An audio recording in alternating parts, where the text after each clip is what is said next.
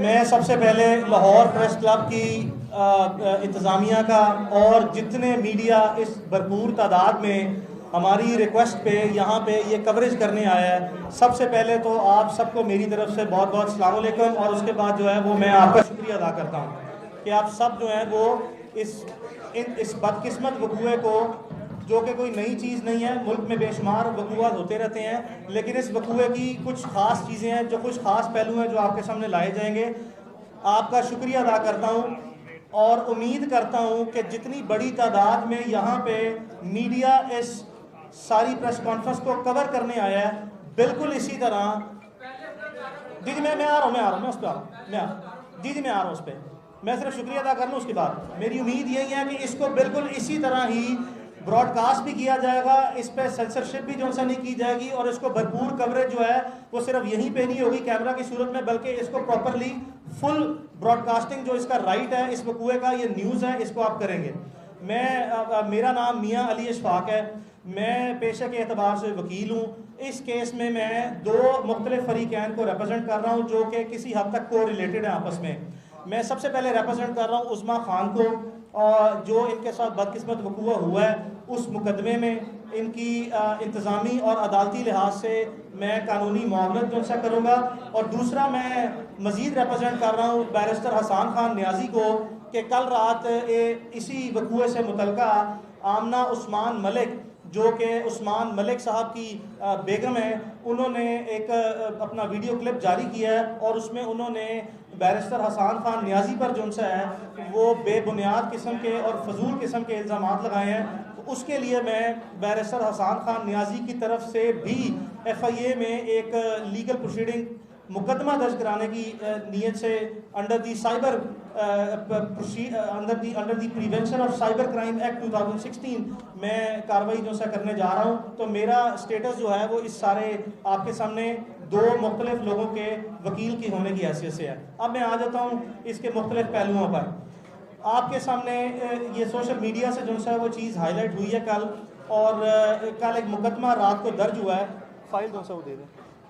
कल रात लाहौर में डिफेंस सी पुलिस स्टेशन में एक मुकदमा दर्ज हुआ है जो कि पाकिस्तान में लाखों नहीं बल्कि करोड़ों लोगों ने अपनी आवाज़ बुलंद की है। और वो किस सूरत में की है, और वो किस सूरत में पब्लिक ने की है कि कुछ वीडियोस जो हैं वो लीक की गई हैं। आपको ये बताता चलूँ कि वीडियोस आपके सामने दो बहनें मौजूद हैं, उस्मा खान और हुमा। चूँकि विक्टिम ये हैं, ये तो मुमकिन नहीं है कि कोई इस वकूए की वीडियो ये बना ले या उस घर में इनके साथ, जिस घर में इनकी अपनी रहायशगाह पे इनके अलावा कोई मौजूद नहीं था सिवाय जो से उस्मान मलिक के, तो ये तो मुमकिन नहीं है कि इनकी तरफ से इनके किसी मुलाजिम ने या इनके किसी जानने वाले ने कोई ऐसी वीडियो बनाई हो। तो वीडियो जो सा वो बनी है जिन लोगों ने उस घर पे दीदा दलेरी के साथ अटैक किया उनकी तरफ से, और वीडियो की जो लीकेज है लॉजिकली और सेंसिबली ये भी सिर्फ उन्हीं की तरफ से ही हो सकती है। चलें, अल्लाह भला करे जिसने वीडियो बनाई है और अल्लाह भला करे जिसने वीडियो आगे फर्दर पब्लिकली ब्रॉडकास्ट की है। और उसके बाद लाखों नहीं बल्कि पाकिस्तान की करोड़ों आवाम ने नेशनली इंटरनेशनली इसको देखा, और पब्लिक से बेहतर जज कोई नहीं है। अगर जो पब्लिक ने देखा उसकी बुनियाद पर पब्लिक ने अपना एक ओपिनियन मेकअप किया, उसकी बुनियाद पर ही जो सा है वो हमारा बड़ी मुश्किल से नामुमकिन तरीके से, उसमें मीडिया के बहुत से ऐसे दोस्त हैं जिन्होंने मौके पर आके जो है वो इसको फर्दर कवरेज दी, और उनकी वजह से भी हमें अपनी हक रसाई में आसानी पैदा हुई है और मुकदमा दर्ज हो गया। अब मैं आ जाता हूँ आपको मुकदमे की तफसीलात के बारे में। मुकदमा जो है रात को दर्ज हुआ है 443/20 पुलिस स्टेशन डिफेंस सी। मुकदमे में दफात जो लगाई गई हैं, जिन लोगों ने उस घर पे अटैक किया गया है वो तीन नामजद लोग हैं जो तीनों फीमेल्स हैं। उनके नाम भी आपको बताऊंगा और उनकी रिश्तेदारियां भी आपको बता देता हूं। लेकिन उससे पहले मैं आपको ज़रा जुर्म की नोयत जो इस वक्त मुकदमे में दायर की गई है वो बता देता हूँ। मुकदमे में सबसे पहले दफ़ा लगाई गई है 452 section 452 of the Pakistan penal code. वो डील करता है हाउस ट्रेसपासिंग के साथ कि आप किसी भी दूसरे शख्स के घर में बगैर इजाज़त कोई भी जुर्म करने की नीयत से अगर दाखिल हो जाएं और ज़बरदस्ती दाखिल हों उसकी कंसेंट के बगैर, तो ये पाकिस्तान पीनल कोड की दफ़ा अट्रैक्ट करती है। इस पूरी वीडियो में जो हमारा एविडेंस है इस केस का और चूंकि आज का दौर है मॉडर्न पुलिसिंग का और मॉडर्न इन्वेस्टिगेशन का, तो ये जो वीडियो है ये तो अब इसमें कोई गुंजाइश नहीं रही, जबकि रात को आमना उस्मान मलिक की स्टेटमेंट आ गई है कि जी हम वहाँ पे गई ज़रूर थी, हमारा मोटिव जो है वो डिफरेंट था। तो उन्होंने इस क्राइम सीन पे, जिसको हम क्राइम सीन कहते हैं, इस घर में अपनी मौजूदगी जो है वो तो कन्फेस कर ली है, एडमिट कर ली है कि वो ज़बरदस्ती बगैर इजाज़त के इस घर में वो दाखिल हुई हैं। लेकिन उनका साथ साथ कहना ये था कि उनके मुताबिक, ये उनका वर्शन है कि ये घर उनके खामंद का है। आपके पास मैं आपको घर का नंबर दे देता हूँ, आप सारे मीडिया से ताल्लुक़ रखते हैं, पब्लिक ऑफिस तक आपकी एक्सेस है, आप बराए मेहरबानी इंडिपेंडेंट वेरिफिकेशन कर लें कि जो शख्स उनका आमना मलिक का हस्बैंड बताया जा रहा है उसका नाम उस्मान मलिक है। आपने ये तस्दीक और तफ्तीश और तहकीक करनी है कि क्या ये घर ज़ाती मलकियत है उस्मान मलिक की। मेरा वर्शन इस पर यह है कि नहीं है। क्या इस घर के किराएदार का नाम उस्मान मलिक है? बिल्कुल ऐसा भी नहीं है, चूँकि मेरे पास एग्रीमेंट है जो कि मैं तफ्तीश में पुलिस को जो सा है वो सबमिट कर दूंगा। तो ये उनका क्लेम कि जी हम वहाँ पे गई और मेरे ये घर मेरे हस्बैंड का है, ये बिल्कुल बोगस क्लेम है। ये इस पे कोई ऐसी डॉक्यूमेंट्री एविडेंस प्रॉपर्टी की ऑनरशिप या उसकी रेंट एग्रीमेंट से मुतल्लिका उनके नाम पर ना है, तो ये तो उनके दावे की नफ़ी है। लेकिन मैं आपको फिर बताता चलूँ कि उन्होंने ये एडमिट करके कि ये मौके पर गई हैं लेकिन घर उनके हस्बैंड का था। मैंने एक मिनट के लिए ये भी तस्वुराती ख्याल कर लूँ, जबकि हकीकत में ऐसा नहीं है, कि अगर उनके हस्बैंड का भी घर हो तब भी वो उस घर में दाखिल होने की मजाज ना है ज़बरदस्ती। बिल्कुल भी मैं कानूनी पोजीशन बताता फिरूँ, ये मेरा वर्शन नहीं है लेकिन वर्शन मैं अपना लेके आ रहा हूँ। ये घर में उस्मा रह रही हैं कहीं बहुत लंबे अरसे से। ना सिर्फ ये कि घर उस्मा खान के पोजेशन में है, बल्कि ये वहाँ पे इनकी रजिस्टर्ड प्रेजेंस जो सी है कागजाती सूरत में और अदरवाइज भी जो सा मौजूद है। और आप इसी सिलसिले में जो इनके नेबर्स हैं उनकी इंडिपेंडेंट स्टेटमेंट की वेरिफिकेशन भी मीडिया खुद जाके कर सकता है, जो कि हम बादशाह पुलिस को कराएंगे। तो पहला जुर्म तो ये है जी कि ये 452 PPC जो सा लगा है जिसमें इन्होंने अपनी प्रेजेंस मान ली है, तो ये तो जुर्म का इकरार जुर्म हो गया। इसकी कानून में 7 साल सजा है और ये एक नॉन बेलेबल ऑफेंस है। इस तरह के मुकदमात में जब इस तरह के इतनी सॉलिड, रिलायबल और वेरीफाइबल एविडेंस हो और इतनी वाज़ेह एविडेंस हो, तो आम हालात में, चूँकि ये ख़ास नौइयत का मुकदमा है, उस पहलू पे भी नज़र डालेंगे कि क्यों ख़ास है, लेकिन आम हालात में पुलिस 5 मिनट ज़ाया नहीं करती और जिन लोगों ने जुर्म किया हो उनको गिरफ्तार करती है। लेकिन ताहाल हमारे इल्म में ना है, ना ही किसी मीडिया का भाई अगर कोई मैं बात गलत कह रहा हूँ तो उसकी तस्दीक कर दे कि कोई गिरफ्तारी अमल में नहीं लाई गई है। ये इस मुकदमे का पहला ऑफेंस है जी। बेल भी नहीं कराई, आप दुरुस्त कह रहे हैं, आज कोई बेल नहीं हुई। आज अदालती रिकॉर्ड ये कहता है कि इस मुकदमे में ज़मानत कबल गिरफ्तारी जो है वो सेशन कोर्ट लाहौर से नहीं कराई गई। अच्छा, दूसरा इसमें जुर्म लगा है 427 पाकिस्तान पीनल कोड। ये मिसचीफ के हवाले से है कि किसी के घर में या किसी भी जगह पर आप तोड़ फोड़ करें। अगर आप ये वीडियो का तमाम लोगों ने लाजमी तौर पर बगौर जायज़ा लिया है तो इसमें आपको नज़र आ रहा है कि कुछ ख़वातीन आपके सामने पड़े गुलदानों को और घर में जो वैल्यूबल प्रॉपर्टी है उसको तोड़ फोड़ रही हैं। तो अगर आप सिर्फ उसकी वीडियो एविडेंस की रिलायबिलिटी पे जब तक कि वो क्वेश्चन मार्क नहीं करते कि ये जैली है या फर्जी है या ये एडिटेड है या ये ऑल्टर है, अगर ये, चूंकि मैं पहले बयान कर चुका हूँ कि आमना उस्मान मलिक ने अपने बयान में रात को एडमिट कर लिया कि मौके पर मौजूद थी और वीडियो के जो से कंटेंट्स उन्होंने वेरीफाई किए हैं, लिहाजा ये भी जुर्म जो है आपकी नंगी आंख देख सकती है, नेकेड आई से आप देख सकते हैं कि इस जुर्म का भी जिस किसी ने भी तोड़फोड़ की है वो आपको वाज़ेह तौर पर नज़र आ रहा है। तो इस सूरत हाल में भी पुलिस आम हालात में कोई ऐसे हालात हों तो गिरफ्तारी करती है, लेकिन इस जुर्म की हद तक भी कोई गिरफ्तारी अमल में तावक ना लाई गई है। तीसरा जुर्म जो सा है उस पर हमारा इन्वेस्टिगेशन में हम जो सा है वो इस चीज़ को हाईलाइट करेंगे, पुलिस को हम कायल करेंगे।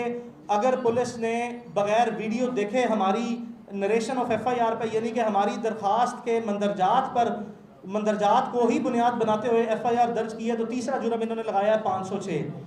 हमारा इस पे डिस्प्यूट है, ये 506 जुर्म नहीं बनता। ये 506 आगे सब सेक्शन 2 है, या उसको आप 506B कह लें या सब सेक्शन 2 कह लें, ये वो अट्रैक्ट होता है। उसकी वजह ये है कि जब आप किसी शख्स को धमकी देते हैं आम हालात में, जैसे मैं आपके सामने बैठा हूं और अगर मैं कोई धमकी अमेज बात करता हूं तो इसको कहते हैं 506 कि आपने किसी को जान से मार देने की या संगीन नतायज की धमकी दी।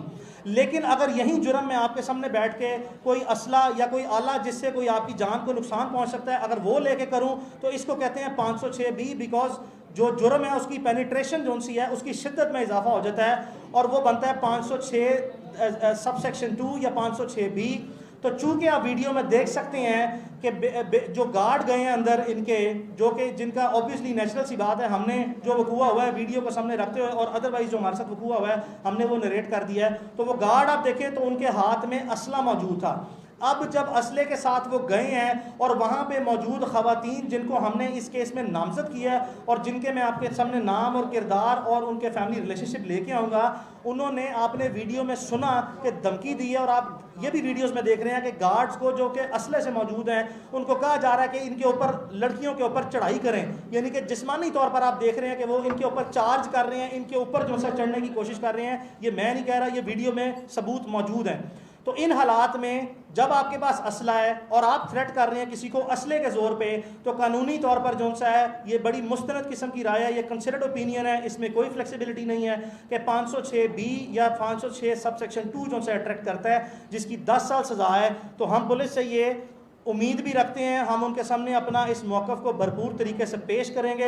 हमें आपकी भी रहनुमाई चाहिए होगी, आप अपना इंडिपेंडेंट एक्सपर्ट का ओपिनियन भी लें कि हम कायल करेंगे कि इस मुकदमे में 506B ये हल्का ऑफेंस है, 506 जो कि काबिल ज़मानत है जिसकी 2 साल सज़ा है, और जो 506B है उसकी 10 साल सज़ा है, वो नाकाबिल ज़मानत जुर्म है। उसको इस केस में ऑल्टर किया जाए, अमेंड किया जाए या उसको चेंज किया जाए, उसको असल सूरत में हकायक और जितने सबूत हैं उसकी बुनियाद पर जो सा है वो तफ्तीश सामने लाई जाए और इस जुर्म को आज़ाद किया जाए। तफ्तीश की ज़ुबान में इसको ये कहते हैं। अब आ जाते हैं पुलिस के किरदार पे। देखें, इसमें कोई शक नहीं है, आप ये ईद से एक दिन पहले का वकूआ है, गालिबन ये 20 तारीख की रात वकूआ है, ये 23 का। हमने अब पूरा मुल्क जानता है कि बड़े नेचुरल से सर्कमस्टांसिस थे, पूरे मुल्क में ईद थी, हमारी लॉ इन्फोर्समेंट जो है वो काम तो कर रही होती है, लेकिन पूरे पाकिस्तान में पब्लिक ऑफिसेज और प्राइवेट ऑफिसेज का तकरीबन सारा स्टाफ, अगर नहीं तो सिर्फ 90% स्टाफ जो है वो छुट्टी पे होता है। तो इन हालात में हमारी सुनवाई कोई नहीं हुई, हम ज़ुबानी तौर पर गए हैं, हमें दुदकार के जो सा बाहर भेज दिया गया है। उसके बाद जिस वक्त ये सोशल मीडिया पर सर्कुलेट हुआ है, हमने दोबारा, कल पहला वर्किंग डे था सरकारी छुट्टियों के बाद, हम दोबारा गए हैं और हमने फौरी तौर पर अपनी शिकायत दर्ज कराई है। पहले चंद घंटे, 10 से 12 घंटे, इसमें कोई शक नहीं है कि हमारी सुनवाई नहीं हुई। कुदरती तौर पर जो सा है वो पुलिस का इनिशियल मौक़िफ़ ये था कि हमारे ऊपर दबाव है, हम कुछ नहीं कर सकते, नीचे SHO की लेवल पर बात कर रहा हूँ। लेकिन बाद चूँकि पब्लिक ओपिनियन जो सा है वो इस तरह इस मैसिव लेवल पे जो सा पहुँच गया कि एक पब्लिक परसेप्शन जो सा क्रिएट हो गया कि इसमें वाकई ये जो लोग हैं गुनहगार हैं और ये क्यों मलूज़ है फाजिल, अवाम की तरफ से सवालों जवाब और राय का सिलसिला शुरू हो गया, जिसको सामने रखते हुए पुलिस ने फाइनली अपनी प्रोफेशनल जिम्मेदारी, कानूनी जिम्मेदारी हकीकी मानों में जो सा अदा की है। इस पर लाहौर पुलिस, खासकर मैं सबसे पहले IG पंजाब को जो सा है वो मैं उनका शुक्रिया अदा करता हूँ कि उन्होंने इसका नोटिस लिया, बिकॉज जो इस केस में फिगर्स हैं जिस पे मैं मज़ीद थोड़ी देर में आऊँगा, उनकी मौजूदगी में आम हालात में इस मुल्क में देखा गया है कि मुकदमा तक के बुनियादी जो इंसान का हक है, किसी भी शहरी का हक है, उससे भी आपको महरूम किया जाता है। तो IG पंजाब का मैं सबसे पहले शुक्रिया अदा करता हूँ कि उन्होंने ये हमारा मुकदमा दर्ज किया। 2 के इसमें नकायस कमज़ोरियाँ हैं, हम आपको सबूत देंगे, हम आपको कन्विंस करेंगे, आपकी मेहरबानी, हम आपसे आज़ाद और गैर जानबदार तफ्तीश की उम्मीद रखते हैं। दूसरा मैं शुक्रिया अदा करूँगा CCP लाहौर का, चौधरी जुल्फ़िकार का। मैं इनको पुराना जानता हूँ, 10-15 साल से प्रोफेशनल पुलिस ऑफिसर हैं, कभी इनकी शोहरत जो सी है बुरी सुनी देखी नहीं गई। और तीसरा मैं अब मज़ीद तवक्को करता हूँ सबसे पहले लाहौर के DIG इन्वेस्टिगेशन से मेरे मुतालबात। भाई मैं आप मेरी आप फैमिली से पूछ लें, अगर वो बोलना चाहती है तो बोल लेती हैं, आप पूछें वो बोलना चाहती हैं। आप उनकी कंसेंट के बगैर तो नहीं उनको कह सकते बोलने का, आप वो तो नहीं कह सकते। हाँ, वो कर लेते हैं, आपके सवाल जवाब पे आएंगे, आप बोलें, बता दें वही बात जो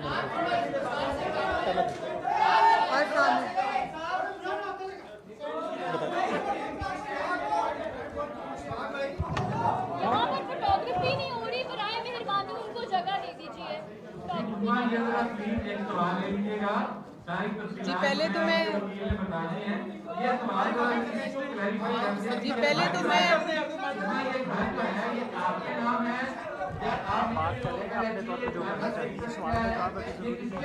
बात करें और किराया इसका कौन अदा करता है, ये भी बता रहे, और जरा प्लीज ये भी बता रहे कि उस्मान के साथ आपका क्या ताल्लुक। जी पहले तो मैं आप सबका शुक्रिया अदा करना चाहती हूँ, आज सब लोग यहाँ पर आए। जी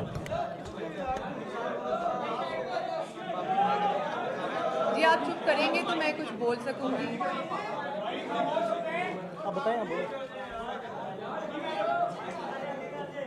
जी पहले तो मैं आप सब लोगों का शुक्रिया अदा करना चाहती हूँ। आप लोग सब यहाँ पर हैं और आपके जितने सवाल हैं उन सब के जवाब मेरे लॉयर देंगे और खतीजा देंगे। आपने जिस तरह के सवाल करने आप कर सकते हैं, सब सवालों के जवाब मेरे लॉयर और खतीजा देंगे। आप देखिए मेरी बात सुनिए, ये मुकदमा आपसे रिलेटेड है, आप जरा प्लीज मेहरबानी करें। तो मैं वाकया बता दें एक तो, दूसरा ये है कि ये बता दें जी मैं दे रहा हूँ जवाब। जी मैं दे रहा हूँ जवाब। किसका है, किसके नाम जी मैं जवाब दे रहा हूँ। देखें और उस्मान का आपस में क्या था?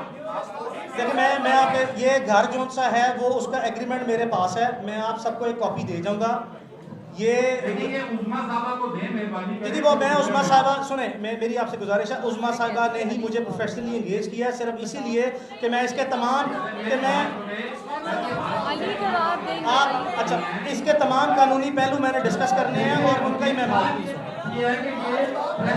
अच्छा मैं इसमें जी मैं इसमें बाबर नसीम जो सा है जी वो घर के मालिक हैं, ना ही ये उस्मान के कोई रिश्तेदार हैं, ना ही उस्मान के कोई रिश्तेदार हैं। दाऊद जी मैं दूंगा जी, अदालत में भी आप लाजमी तवक्को करें कि मैं दूंगा। बिस्मिल्लाहिर्रहमान। यार एक बात सुन ले, हमें बात सुने, एक सेकेंड बात सुने। यहाँ किसी हमने आके कि मीडिया पे तोहमत नहीं लगाई, आप रिलैक्स करें। 1 मिनट आपको और चाहिए, उसके बाद प्रेस कॉन्फ्रेंस खत्म है। और ये बात आप इम्पोज नहीं कर सकते उस्मा पे बोलने की। ऑलरेडी हम पे मलिक रियाज का प्रेशर है, हम पे मलिक आप प्लीज 1 मिनट दे दें। जरूरी बात ये आपको ये शवाहिद, आपको ये डॉक्यूमेंट, देखिए उस्मा की जान को खतरात लाहक हैं। आप इस चीज की सेंसिटिविटी को अंडरस्टैंड करें।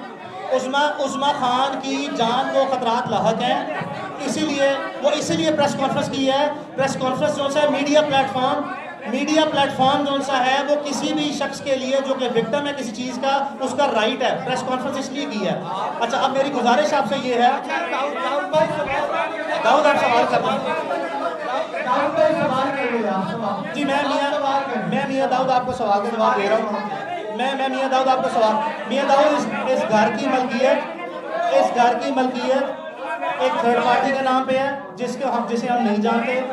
ये उस्मा के करीबी दोस्त हैं बाबर, जिसके नाम पे इस घर का किराया नामा है, और वही हम तफ्तीश उन पर देंगे। तो जो ये उनका क्लेम है कि ये उनके खामन का घर है, ऐसी बात कतई तौर पर भी नहीं है। अच्छा उस्मान मलिक के साथ 2 साल पुराना ताल्लुक है। ये जितनी बातें हम जो क्लेम यहाँ पे करेंगे, कोई ऐसा क्लेम नहीं होगा जिसका हम सबूत ना दे सकें। उस्मा का ताल्लुक 2 साल से है। उस्मान मलिक जो है वो उस्मा से शादी करना चाहता था। 5 महीने पहले उस्मा ने उस पर इनकार कर दिया, जिसके बाद अब वो जो पुराना रिलेशनशिप है उसकी बुनियाद पर ज़बरदस्ती जो सा राब्ता कायम करने की कोशिश करता है। ये बात उस्मा के मुताबिक दिसंबर 2019 में उस्मान मलिक की फैमिली के नॉलेज में है। उसके हमारे पास सबूत है कि उस्मान मलिक और उसकी फैमिली के दरमियान जितनी मोबाइल कन्वर्सेशन है मैसेज की सूरत में, वो हमारे पास मौजूद है, वो भी हम पेश करेंगे। तो इसका रिलेशनशिप जो सा है वो यही है कि इससे उसकी इस्लाम थी, दोस्ती थी और इससे शादी करना चाहता था। अच्छा बात सुने। आप एक बंदा प्लीज सर प्लीज। अच्छा बात सुने। आप लोगों के देखिए उस्मा मैं आपके सामने कहना चाहता हूँ, उस्मा मुकम्मल तौर पर आज़ाद हैं। वो जितनी बात करना चाहे करें, वो जिस सवाल का जवाब देना चाहे वो दें।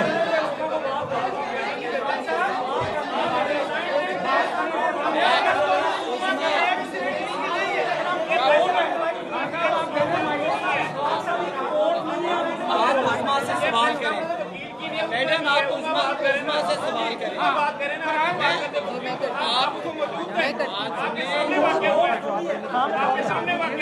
आपने से आप उस खवातीन को सवाल तो करने थे। आप उस सवाल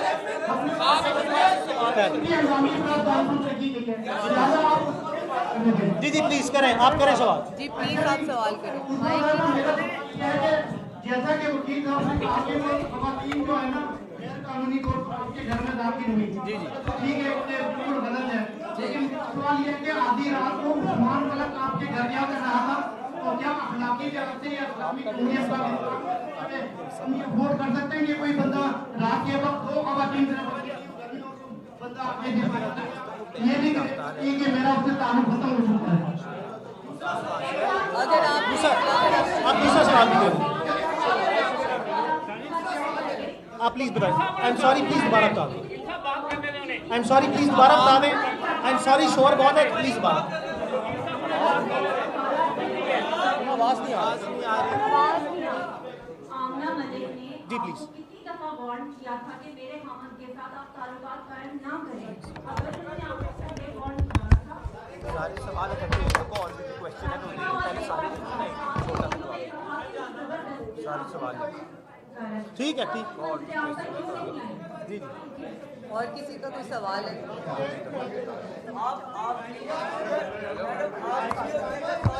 सवाल हो गए।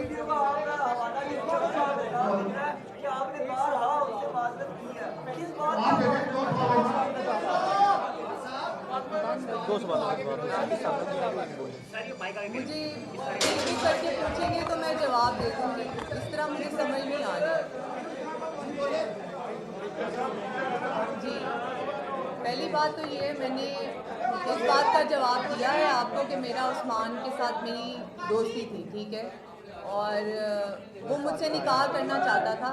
मैं 2 साल से उसे जानती हूँ, ठीक है। और रही बात उनकी वाइफ की, उन्होंने मुझे कभी वार्न नहीं किया, इसका कोई एविडेंस नहीं है। और इस चीज़ का कोई एविडेंस भी नहीं है, और उन्होंने मुझे कभी एक कॉल भी नहीं की। मैंने उन्हें देखा पहली दफ़ा उसी दिन है, चांद रात।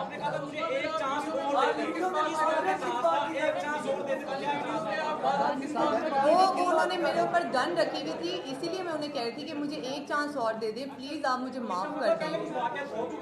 ऐसा कोई वाकया पहले नहीं हुआ।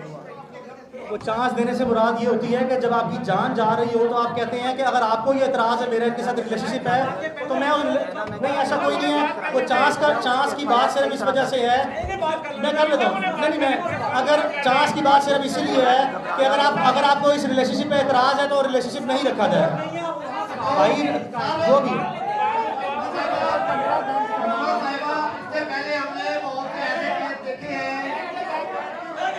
बहुत से ऐसे केस देखे हैं, बीच में लोगों के साथ फिर लेन देन हो गया, मामला तय हो गए और बड़ी रकमें ली है। 4 जदोई का कराची में केस इसी तरह का था और उसमें उन्हें फिर भारी मुआवजा लिया लड़की वालों। बहुत अच्छा सवाल है। कहीं आपके ऐसे ही ड्रामा तो नहीं कर रही, कोई पैसे कैसे लेने का प्रोग्राम तो नहीं लंबा चौड़ा?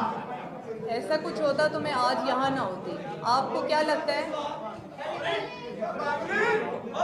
ऐसा कुछ होता तो मैं यहाँ आज आप लोगों के सामने ना बैठी होती? अगर मुझे बात ख़त्म करनी होती, लेन देन ही करना होता, तो मैं ये मुकदमा ही ना दर्ज करती। हेलो, अच्छा ये वीडियो वायरल हुई है, जी बताएं। जी भाई बताएं भाई। ये झूठ है। चले मैं भाई का सवाल है। कौन सी? मिस 111 कह रही है? भाई आप ही कह रही है? मैं अच्छा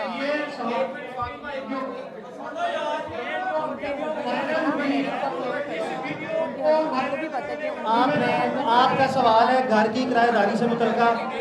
मैं बता देता हूँ, घर का एड्रेस मैं आपके सामने रख रहा हूँ। आपके सामने घर का एग्रीमेंट भी मैं जो सा वो आपको बाद में कॉपी करा के दे दूंगा। घर का किरायानामा है बाबर नसीम के नाम पे। वो उस्मा के पुराने दोस्त हैं। उस्मा यहाँ पे काफ़ी अरसे से रह रही हैं। बाबर नसीम का कोई ताल्लुक वास्ता नहीं है उस्मान मलिक से या उसके किसी लेने देने से। इस घर पे पुराना पोजेशन जो सा है वो उस्मा का ही है। चंद चीज़ें जो मैं आपको बताना चाहता हूँ, देखें इस वकूए के 2 विक्टिम हैं। विक्टिम तो बहुत से हैं।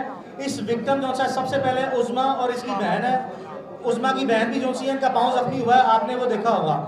दूसरा विक्टिम जो सा मलिक रियाज खुद हैं इसके।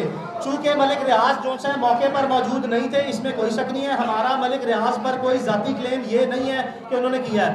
वो विक्टिम इसलिए हैं कि उनकी दो बेटियां अंबर मलिक और पश्मीना मलिक, जो मलिक रियाज की दो बेटियां जो मुकदमे में नामजद है, वो वहां पे मौजूद थी। तो हमारी तरह इस वकूए के मलिक रियाज जाती तौर पर खुद भी विक्टिम है, लेकिन हम मलिक रियाज के विक्टिम कुदरती तौर पर बन जाते हैं कि वो पाकिस्तान की एक इन्फ्लुएंशियल जो सा शख्सियत माने और जाने जाते हैं। तकलीफ इस चीज़ की है कि उन्होंने कौमी इदारे जो से हैं, आर्म फोर्सेस के इदारे, जहाँ पे कह दिया कि ISI ਨੂੰ बुला चुक के ले जा। ये बताना चाहता हूँ कि ISI के तो शायद किसी सिपाही का बूट भी जो सा है वो नहीं कर सकते। मलिक रियाज की बेगमात को या फैमिली को इस तरह की बातें इदारों को बीच में इन्फ्लुएंस नहीं करना चाहिए था। तो एक इसके विक्टिम ISI वाले हैं, एक आपके सामने ये हैं, एक मलिक रियाज उनकी बेटियों के और अपने रिश्तेदारों के विक्टिम खुद जाती तौर पर हैं। अच्छा जी वकील साहब, जी प्लीज।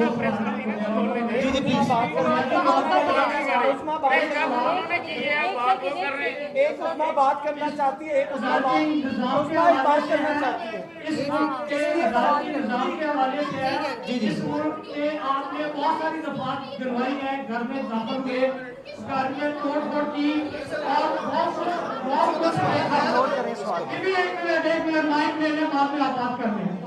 जी जी अदालती निज़ाम के हवाले से है कि आपने दफात बहुत सी गिरवाई, तोड़ फोड़ की, घर में दाखिल हुए और ये सारी इस मुल्क ने ये भी देखा कि वकील जब PIC में दाखिल हुए, हर चीज रिकॉर्ड में है और वो उसका फैसला भी सामने आ गया, उसमें जो कुछ हुआ है वो जी जी क्या इस केस का भी फैसला उसी तरह होगा? दूसरा सवाल ये है कि उस वीडियो को किसने बनाया, आप उसका नाम क्यों नहीं लेते, उस वीडियो को वायरल किसने किया? ये मुमकिन नहीं है। जी जी बसीर किसी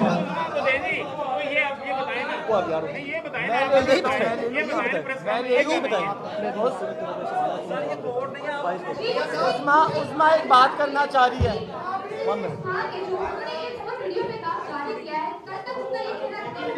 उसको बोलने दो यार।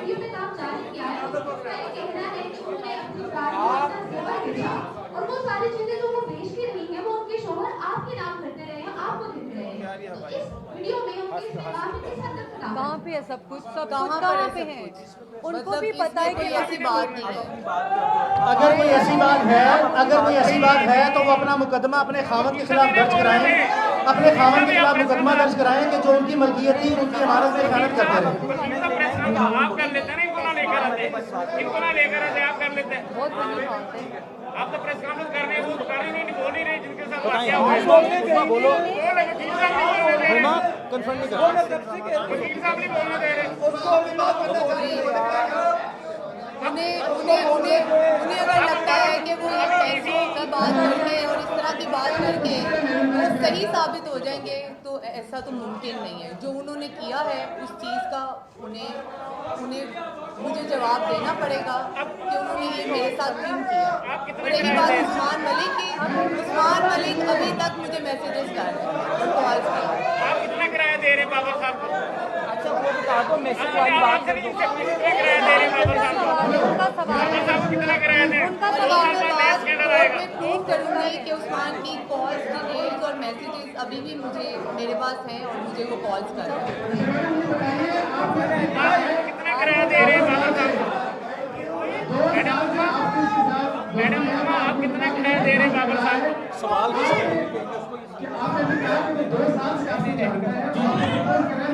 इन्हें बोलने दे, आप कितना किराया दे रहे हैं? बोले आखिरी सवाल का हिस्सा क्या? मैंने बिल्कुल नहीं देखा, 2 साल से ताल्लुक है। मैंने बताया कि दिसंबर 2019 में ताल्लुक खत्म हो गया था, जिसके बावजूद जो है उस्मान ने राब्ता रखा। इनको पहले कहा शादी कर लें, इन्होंने जो है वो शादी से इनकार किया, जिसके बाद उस्मान दिसंबर 2019 के बाद दोबारा मुसलसल राब्ते में है। और दूसरी बात ये जो कह रही है, आज इस वक्त जब हम आपके पास बैठे हैं, कल के वकूए के बाद इस वक्त भी इनके मोबाइल में जो है सारा डाटा मौजूद है, जो कि सबूत जो है कंसिडर होता है कि उस्मान अभी भी इस वक्त भी जो है राब्ते में मौजूद है। हमारे पास उसकी कॉल और मैसेज सेव है।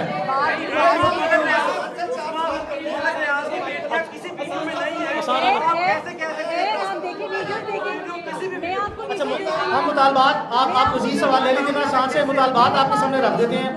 मुतालबात हमारे जो से 3-4 हैं। हमारे 3-4 मुतालबात हैं। हमारा सबसे पहला मुतालबा ये है, हमें सबसे पहला हमारे मुतालबा सुन लें फिर उससे सवाल करें। हमारा सबसे पहला मुतालबा जो है वो ये है कि हमें सिक्योरिटी जो है मुहैया की जाए फिल फॉर। इसमें कोई शक नहीं है कि हमारी जान को लाजमन खतरा है।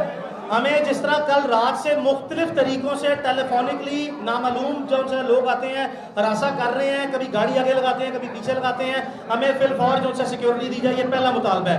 हमारा दूसरा मुतालबा ये है कि कम अज़ कम तफ्तीश जो है वो DIG इन्वेस्टिगेशन लाहौर की ज़ाती सरबराही में हो और उसके 2 न्यूट्रल मेंबर जो से हैं जो लाहौर डिस्ट्रिक्ट से ना हो वो भी जो है वो लिए जाएँ। ये हमारा दूसरा मुतालबा है।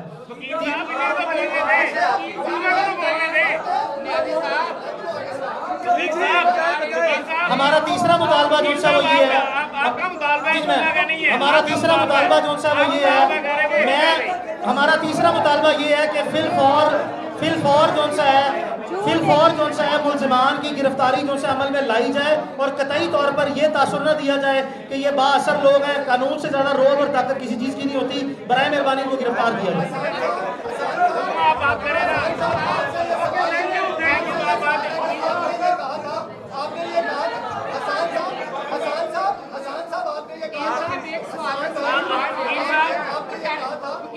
वकील साहब वाकया उनके साथ पेश आया है, बता आपने जैसे आप मौके पर मौजूद थे। ये केस नहीं मुझे पता था, ये तब की बात है। इन्होंने वकील साहब इन्हें तो बोलने थे,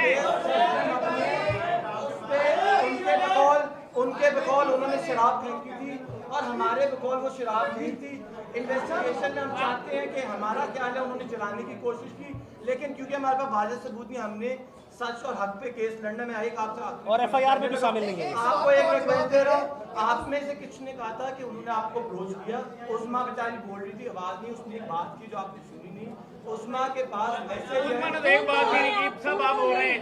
आप उस्मा ने प्रेस कॉन्फ्रेंस नहीं की, वकील साहब प्रेस कॉन्फ्रेंस कर रहे हैं, आप ही प्रेस कॉन्फ्रेंस कर देते, आप ही प्रेस कॉन्फ्रेंस कर लेते, उनका नाम लेकर कर लेते।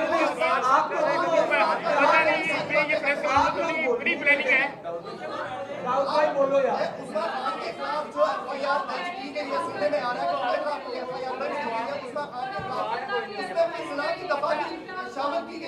हमारे इनमें कोई ऐसी FIR नहीं है। साहब का बात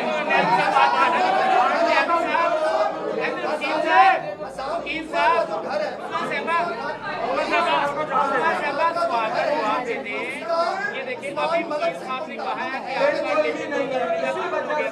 और आपको फिशो दिया देगा आया उसको आपने कोई एप्लीकेशन थाने में दी या CCTV बहुत शुक्रिया। इस बारे से भी जरा बताइए आप।